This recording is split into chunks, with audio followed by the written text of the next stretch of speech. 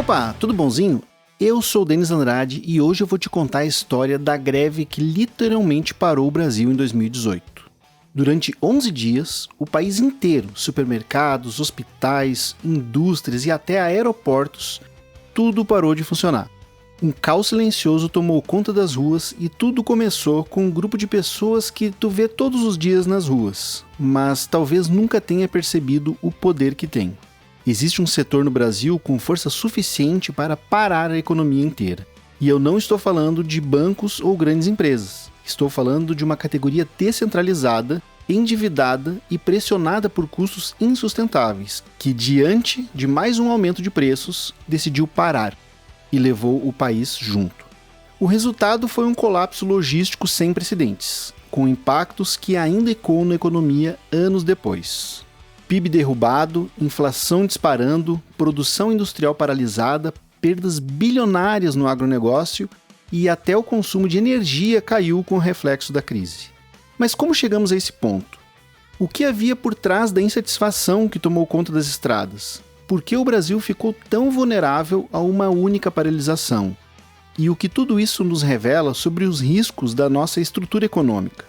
Para entender como uma paralisação de caminhoneiros conseguiu colapsar a economia brasileira, é preciso voltar alguns anos e entender a origem dessa crise.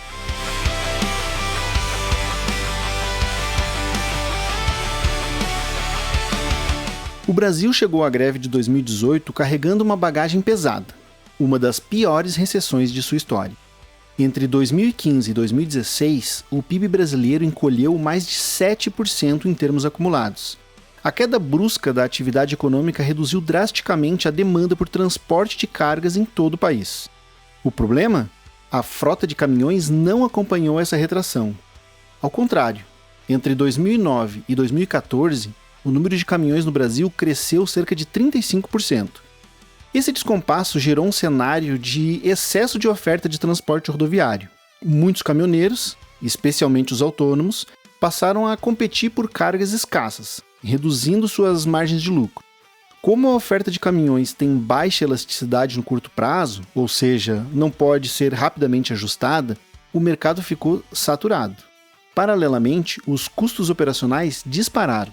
O preço do diesel, principal insumo dos caminhoneiros, subiu 137% entre agosto de 2017 e maio de 2018. O Índice Nacional de Custos do Transporte de Cargas Fracionadas, o INCTF, também se manteve de forma consistente acima da inflação, pressionando ainda mais o setor. Essa pressão se agravou com a política de preços da Petrobras, que passou a alinhar o valor dos combustíveis ao mercado internacional.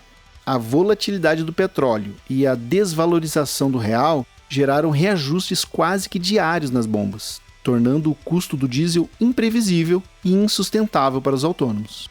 Esse ambiente alimentou a insatisfação e estimulou a organização da categoria.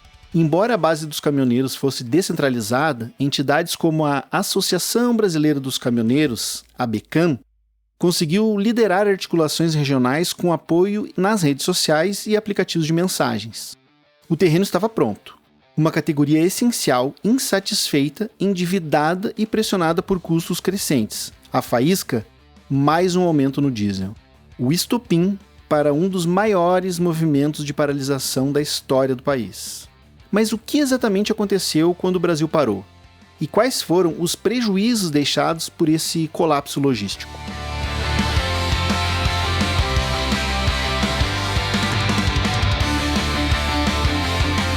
A greve dos caminhoneiros de 2018 custou caro ao Brasil. Impacto direto e imediato foi sentido no PIB, que teve suas projeções drasticamente reduzidas. Em abril daquele ano, antes da paralisação, a expectativa de crescimento era de 2,8%. Após o movimento, o crescimento real ficou em apenas 1,2%. A perda de produção foi considerada permanente, especialmente nos setores industriais, que não conseguiram recuperar os valores perdidos. Estima-se que o prejuízo total causado à economia tenha sido de 47 bilhões de dólares naquele ano. Só o impacto imediato foi calculado em mais de 16 bilhões, segundo estimativas da XP e da CCEE. A paralisação interrompeu o fluxo de distribuição de insumos e alimentos. o que afetou diretamente os preços. A projeção de IPCA de junho era de 0,22%, mas o resultado foi um salto para 1,26%.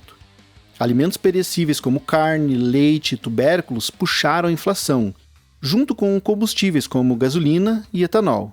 Gás de cozinha e energia elétrica também apresentaram altas relevantes. Apesar de parte da alta ter sido devolvida em agosto com o IPCA negativo de 0,09%, o impacto líquido foi positivo. A inflação anual de 2018 era projetada em 3,5%, fechou em 3,75%. A indústria foi, sem dúvida, um dos setores mais prejudicados. A produção da indústria caiu 3,4% no período entre abril e junho de 2018.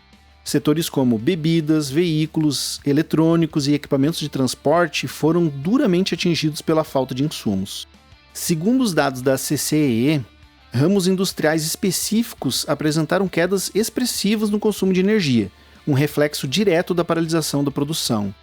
O setor de alimento caiu 39%, o de bebidas 31% e o de veículos 28%. Esses números indicam que muitas fábricas simplesmente interromperam suas operações. Com rodovias bloqueadas e caminhões parados, o sistema de transporte brasileiro entrou em colapso. O abastecimento de alimentos, combustíveis e medicamentos foi interrompido. Nos postos, filas quilométricas se formaram. Nos supermercados, faltaram itens básicos. Empresas de transporte e distribuição sofreram com a paralisação. A logística reversa também foi afetada. Cargas não retornavam, centros de distribuição ficavam lotados e o tempo de reposição aumentou exponencialmente. O agronegócio brasileiro, altamente dependente das rodovias, contabilizou perdas estimadas em 100 bilhões de reais. Os maiores prejuízos vieram dos setores mais sensíveis ao tempo e à logística. A produção de leite, por exemplo, foi parcialmente descartada por falta de transporte. Frutas e outros perecíveis se deterioraram nas estradas e não chegaram ao destino final. O setor de carnes, especialmente aves e suínos, enfrentou falta de ração e problemas de escoamento da produção. Em muitos casos, produtores precisavam sacrificar os animais. A greve também afetou o setor elétrico. O consumo de energia caiu significativamente nas regiões Sudeste e Sul, responsável pela maior fatia do consumo do Sistema Interligado Nacional. A redução foi superior a 5 megawatts. Essa queda foi mais acentuada no chamado ambiente de contratação livre, onde grandes consumidores de energia, como indústrias e grandes empresas, negociam diretamente com as geradoras e comercializadores. Como muitas dessas indústrias suspenderam suas atividades durante a greve, o consumo de energia nesse grupo despencou. Já no ambiente de contratação regulada, que atende consumidores comuns e pequenos negócios, o impacto foi menor. Essa diferença revela como que o setor industrial foi diretamente atingido pelo colapso logístico. Para conter a crise, o governo cedeu às principais demandas dos caminhoneiros. Foram adotadas as seguintes medidas: redução de imposto sobre o diesel, criação de uma tabela de frete mínimo e congelamento dos preços do diesel por 60 dias. O custo estimado dessas ações foi de 13 bilhões de reais. Para compensar, o governo prometeu cortar gastos e aumentar tributos, como uma forma de remanejar o orçamento. No entanto, essas medidas tiveram caráter emergencial e deixaram sequelas fiscais, como a ampliação do déficit público.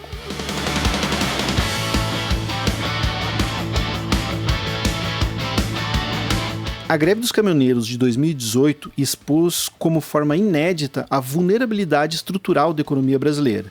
Um movimento iniciado por uma categoria específica, com reivindicações legítimas sobre o preço do diesel, conseguiu paralisar o país em poucos dias.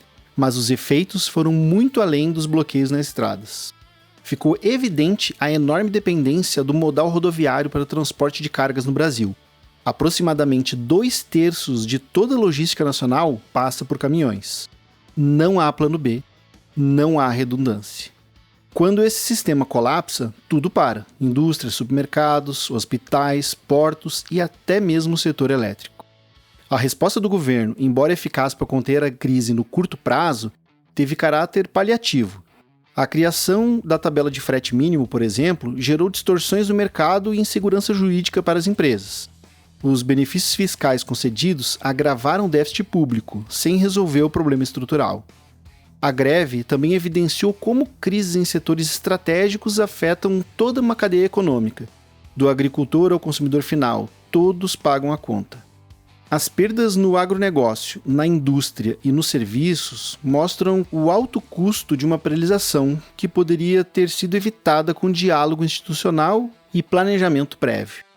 As lições, no entanto, seguem aberto. Diversificar os modais de transporte, como investimentos em ferrovias, hidrovias e cabotagem, é uma necessidade urgente, assim como repensar o modelo de formação de preço de combustíveis e criar estoques reguladores para garantir o abastecimento em situações de crise. Também é essencial aprimorar os canais de diálogo entre governo e categorias profissionais, antecipar conflitos, ouvir demandas legítimas e propor soluções estruturais é mais eficiente e mais barato do que agir apenas quando o país está parado. Mais do que protesto, a greve dos caminhoneiros escancarou uma fragilidade estrutural na economia brasileira, a dependência de um único caminho para fazer o Brasil andar.